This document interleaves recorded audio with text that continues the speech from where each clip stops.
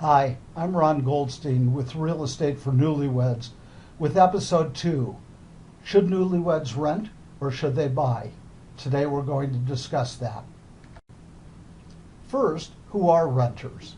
Well, nearly 1/3 of all households in the United States rent. It's the way that people get started on their economic path often. It's the way that they seem to take a little bit less risk. It's also a spot where people who have had a downturn in their personal economies due to health or unemployment or foreclosure or bankruptcy get a new start. So why would people buy homes? Well, first of all, home purchase is usually tied into jobs, and we are seeing a decrease in the amount of unemployment in Metro Denver and in the United States. This is also a time that we're still seeing incredibly low interest rates, really lifetime low interest rates. And over the past few years, housing prices have continued to drop until this year when they're rising. What you see from this chart is 30 years of prices increasing and holding steady and dropping occasionally, but the drops never are as deep as the increases. Interest rates are at historic low levels. What this means in practical terms is that the median interest rate over the past 30 years was about 7%, and on a $200,000 house, that would have meant a payment monthly of $1,330.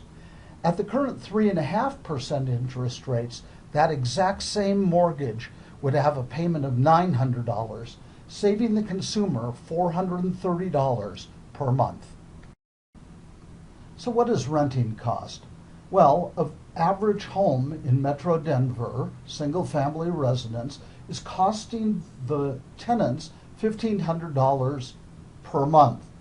If the landlord increases the rent a very modest 5% yearly, that 5% cost for rent is $100,000.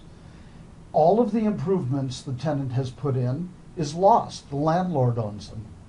The overall costs, well, quite frankly, just too painful to look at. Here's how I arrived at that number.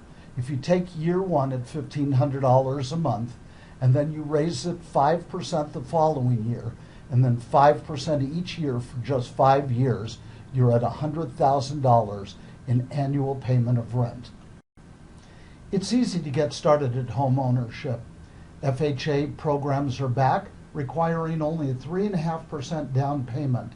So with a $200,000 house, your payments are going to be about $1,600 a month. At that $1,600 a month, if you add in the tax benefits, it's quite likely that you'll be paying less on your mortgage than you would have on a similar home for rent. Presuming the exact same numbers for a mortgage balance as the rental increases, your mortgage is actually paid down to $179,000, while the 5% increase has raised the value of your house to $255,000.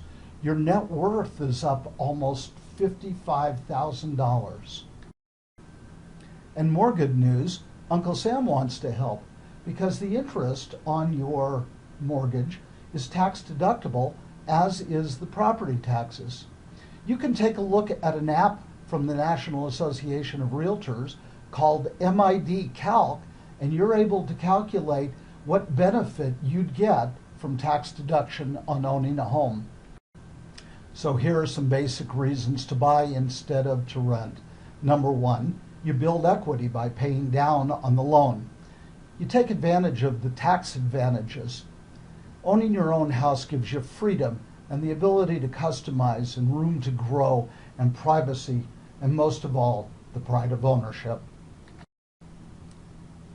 Well, I hope you enjoyed taking a look at the benefits of home ownership versus renting. In my next episode, we're going to talk about how to save up that down payment. Until then, I'm Ron Goldstein with Real Estate for Newlyweds.